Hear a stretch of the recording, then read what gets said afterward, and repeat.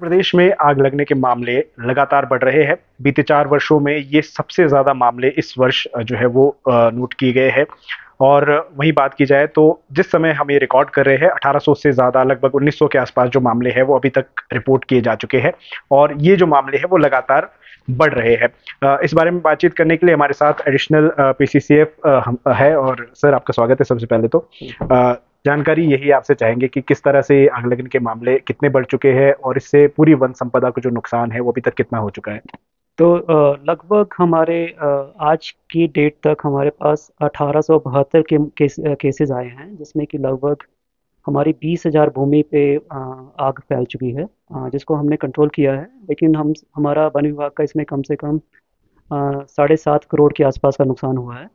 इसमें 4,000 हेक्टेयर हमारी प्लांटेशन की भूमि भी, जहाँ पे हमने प्लांटेशन किया था, वो भी इसमें लपेट में आई है। तो नुकसान तो हिमाचल में इस बार आग से हुआ है, लेकिन स्थिति कंट्रोल में है। और हमारे हर आग में हमारे लोग टाइम पे पहुंच जाते हैं। हम लोगों से भी अपील आसपास करते हैं कि आग बुझाने में आगे आएं और उस पर तुरंत कार्रवाई करें। आग लगने के मामलों में से ये देखा जाता है कि कई तरह के जो फलों के पौधे हैं या जंगलों में आयुर्वेदिक पौधे भी देखने को मिलते हैं। कई वाइल्ड लाइफ सेंचुरीज ऐसी है जहाँ पे अपने औषधीय पौधों के लिए मशहूर है। तो ऐसे मामले भी सामने आए हैं, अगर आए हैं तो कितनी संपदा इस तरह की है वो भी राख हुई है इसमें।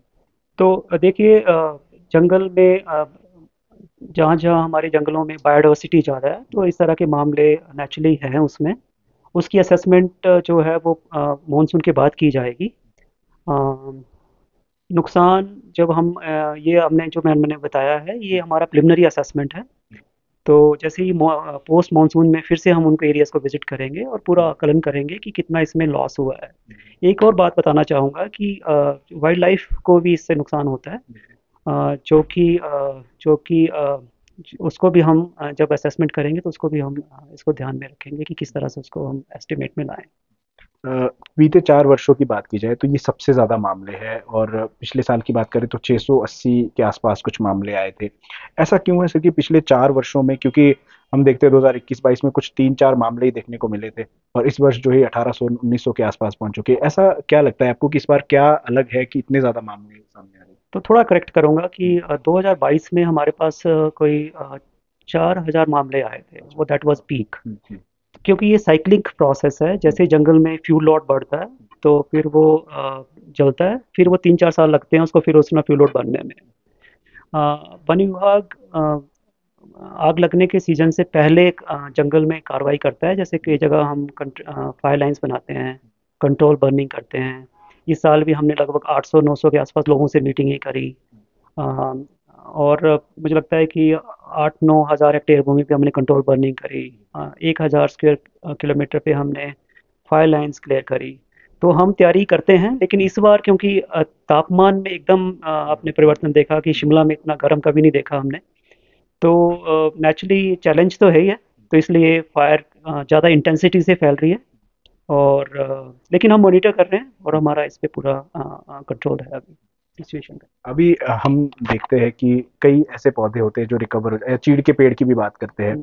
कि पुराने समय में एक थेरेपी ली जाती थी कि उसके पेड़ को बाहर से जलाया जाता था। तो क्या अभी भी जो कुछ पेड़ हम देखते हैं इसमें से रिकवर हो जाते हैं काफी ज्यादा या फिर पूरी तरह से खराब खराब हो जाते हैं। सो ज़्यादातर ये जो फायर्स हैं, ये हमारे पास ग्राउंड फायर्स हैं, मतलब ये ग्राउंड पे चल रही हैं, राइट।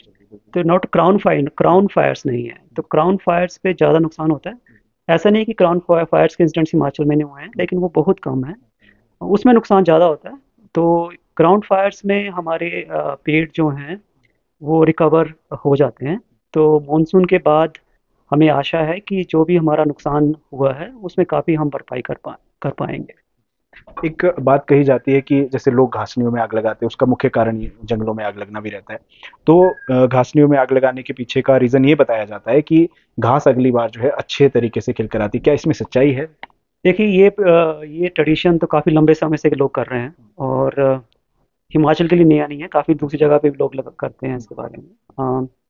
तो इसके बारे में मैं नहीं कहूँगा, लोगों का ये अपना है, लेकिन हम उनसे गुजारिश करते हैं कि घासनियों में इस सीजन में आग ना लगाएं। और कोशिश करें कि जंगल में बिल्कुल आग ना फैले। और हमने इस बार डायरेक्शंस भी दिए हैं फील्ड में कि जो लापरवाही से कोई अपने घासनी में आग लगाएगा या किसी की लापरवाही से जंगल में आग फैलेगी, तो लोगों से गुजारिश है कि उन लोगों के हमें नाम और वीडियो हमारे पास भेजें, हम उनके खिलाफ कार्रवाई करेंगे। इस सीजन में हमने लगभग 800-900 लोग ऐसे आइडेंटिफाई करे हैं और पुलिस को हम उनको पूरी डिटेल भेजी है, तो उनके विरुद्ध जो है विभाग कार्रवाई में अमल में लाएगा। आखिरी सवाल रहेगा सर, जैसे देखा जाता है कि वन विभाग क्योंकि बहुत ज़्यादा कर्मचारी नहीं है, या दमकल विभाग की बात करें बहुत ज़्यादा कर्मचारी नहीं है, तो ऐसे में क्या इन्हीं दो विभाग का काम है कि फॉरेस्ट फॉरेस्ट फायर्स को जो है कंट्रोल किया जाए, या फिर स्थानीय लोगों का भी है? अगर स्थानीय लोगों को भी इसमें आगे बढ़ चढ़ कर आना चाहिए तो किस तरह की आप अपील देखते हैं लोगों से करना चाहिए? मुझे लगता है कि स्थानीय लोगों के बिना ये जंगल की आग नहीं बुझ सकती।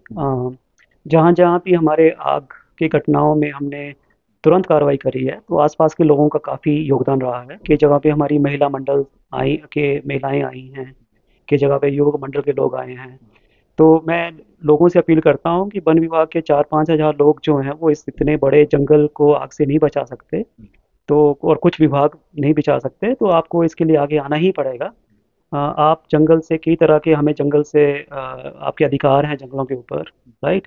तो अगर हम चाहते हैं कि जंगल हमें पूरी इकोसिस्टम सर्विसेज प्रोवाइड करते रहें और हिमाचल की शान है जंगल, तो ये तभी हम उनको बचा पाएंगे कि जब तक हमें लोगों का उसमें साथ मिलेगा।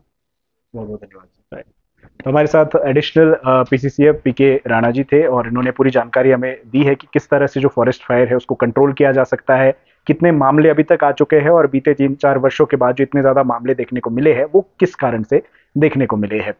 पंकज सिंगटा, लोकल 18, शिमला।